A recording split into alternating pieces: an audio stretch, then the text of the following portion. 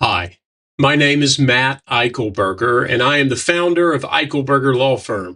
We're based here in Jackson, Mississippi, but we represent people all across the state of Mississippi. I want to talk to you today about something called non-adjudication. Sometimes it's called non-adjudicated probation, and let me walk you through what it means. In another video, which you can find linked in all the various sites, we talked about a plea and how that goes when someone changes their plea from not guilty to guilty. It's called the plea colloquy often. That's what we call it, at least inside the law.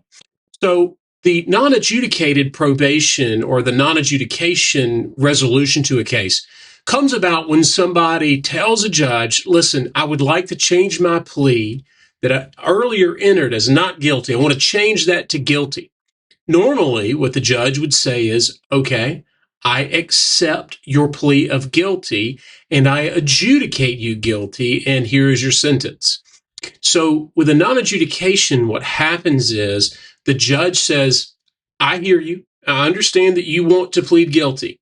I'm not going to accept your plea of guilty. Instead, I am going to place you on however long a period of non-adjudicated probation, meaning you're on probation just like you had been convicted, and you have to pay fines or restitution just as if you'd been convicted.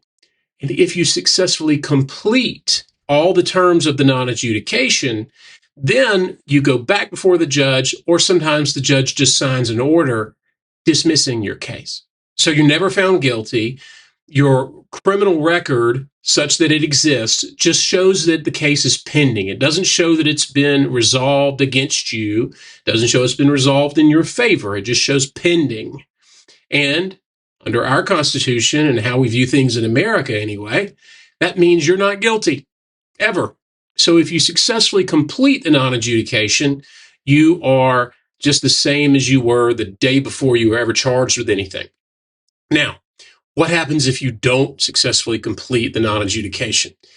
If that happens, then the judge will bring you back in front of him or her, and the judge will say, I am now adjudicating you guilty. And then the judge will enter a sentence. Most of the time, that is a probationary sentence, meaning you're on probation, you're not in custody. Sometimes they will put you in custody straight from a non-adjudicated probation, meaning sentence you to prison or jail time. Usually, however, if you fail non-adjudication, the punishment that you receive is you are convicted for the crime with which you were charged. If you have any other questions, if you're facing charges or if a loved one of yours is facing charges, don't hesitate to reach out to us. You can hit us at the various links here on this video, or you can call us at our number, 601-292-7940. You can also visit us on the web at www.ike-law.com. Thanks.